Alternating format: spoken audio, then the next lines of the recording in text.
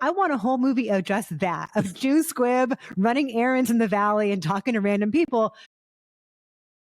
We're feeling extra young and spry, but nonetheless less of an action hero than June Squibb, who is that very thing in the new comedy Thelma. 94 years old, did a whole bunch of her own stunts. She's driving that scooter. Oh, she hell rolled yeah. over on a bed with a gun in her hand. Like, exciting stuff. Yeah, and this is her first leading role in, decades and decades of a storied career, musical theater. She's done it all. She was an Oscar nominee for Nebraska. And now she's number one on the call sheet, June Squibb. All That's hail. Right. My grandson's parked a block away. I don't have much time. You left your grandson in the car? Well, he's 24. This is a charming little comedy, and it's going to be out near you, hopefully, and in parts of the valley where this film takes place. So yeah, subscribe and hang out with us all summer long, because we will always find these cool little indie gems to talk about with you. Yes. So June Squibb is the titular Thelma, and this film is based on a thing that actually happened to writer-director Josh Margolin's real-life grandma, who is still alive at 103. Wow. And is also named Thelma. The inspiration for Thelma is still around. And so what happens is that June Squibb's character, Thelma, is living by herself in her apartment, and she is active, but she's getting on in years. And so one day she gets a phone call from who she thinks is her grandson, saying, "Grandma, I'm in trouble. I need $10,000. I've been in this accident." And she, of course, springs into action to help this young man that she loves so much. He's played by Fred Hechinger, who is sort of the stand-in for the filmmaker here. And they've established pretty quickly that they have a really lovely relationship. Like, they're pals, they're co-conspirators. And so it makes absolute sense that she would get a call from him and want to do everything she can to help him. And so it turns out that it is a scam. She has been scammed by people on the phone. And when she realizes this, with the help of her daughter, Parker Posey, and Parker Posey's husband, Clark Gregg, she decides to take the law in her own hands, quite literally, and goes after the person who got the money out of her. It is so light on its feet and so sweet, and owes a lot to Mission Impossible, very, explicitly. Like, they talk about Tom Cruise and all those adventures, and this is that kind of movie. But there's this underpinning of melancholy and sweetness and sadness, because people like this get discounted and ignored and taken advantage of. There's a running bit here that I absolutely love, where everywhere she goes, if it's a post office, if it's a gas station, she sees someone on the street that she thinks she knows. And she goes, "I think I know you." And it's somebody older like her. And they have a back and forth about, "Wait, do you know so-and-so? Are you so-and-so? Oh, well, have a nice day." And it's so charming. I want a whole movie of just that, of June Squibb running errands in the valley and talking to random people, because it's really funny, but also there's a sadness to it, because it shows like there's this need for connection. Yeah. And it's easy to get isolated and alone and sad when you're getting on in years and folks don't check on you as much.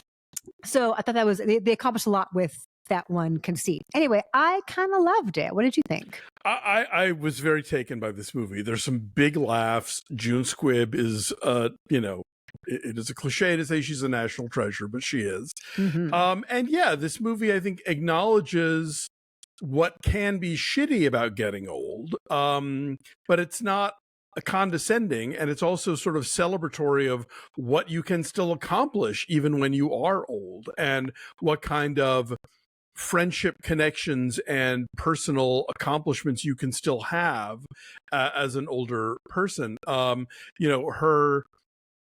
Romantic interest is putting a fine point on it, but her co-conspirator in all this is Richard Roundtree in his final screen appearance, the artist formerly known as Shaft. And he's great. And he's like kind of annoyed with her at first because, she's like stealing his scooter, and he's got to be back at the home because they're doing a production of Annie that night, but like you sense the history that these two characters have, and you sense him eventually understanding why this is such a big deal to her, and how he can be of assistance.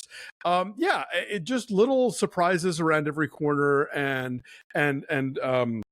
Fred Hechinger as the grandson is really charming and looks a lot like Josh Margolin, I noticed. Yeah. But yeah, and you know him from like The White Lotus and The Woman in the Window. So yeah, I think this is a the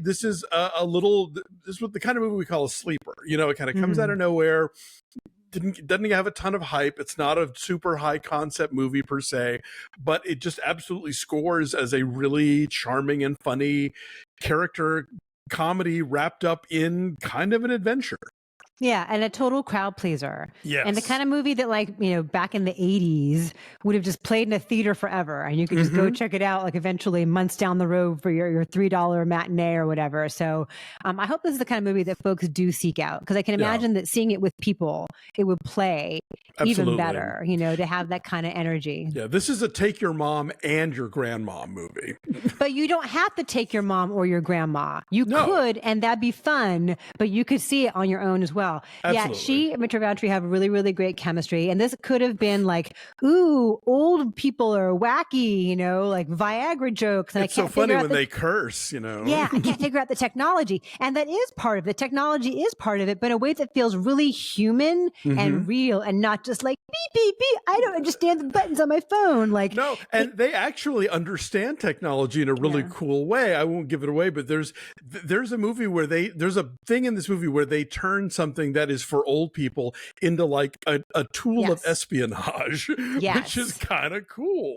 Yeah, I thought so too. And also, that while I was watching this, I was in deep appreciation of the geographical accuracy. I was thinking it as soon as they said, "Oh, she's at the gas station at Moore Park in Tahunga." I'm like, "Oh, Christy Lemire is eating this up with a spoon because they're getting it the valley right." And there is a gas station at the corner of Tahunga and Moore Park. Yes. There is indeed. I enjoyed that. They're in like parts of Burbank and North Hollywood, the whole area where like the 170 comes off of the 101. Anyway, so I liked it a lot. And just to see June Squibb out there, just being frisky and spry at this age. And I love that this kind of role exists for an actress of this caliber and this kind of experience. Yeah, and delicious little sprinkles of like Parker Posey and Nicole Byer along the way. There's so much to really... Yeah, you don't have to take your grandmother to this. You should, though, and call her. But, this is just a movie for everybody. It's really charming and really funny. Okay, so what's your number then? I'll say an 8.8. I had a really great time. I was going to say a 9. Yeah, I was delighted and charmed and stayed through the credits. Yes. Because there's shawarma, fitting of a superhero like June Squibb. There's shawarma in the credits, so make sure you stick around for that. Okay, Thelma is in theaters now. Go see it.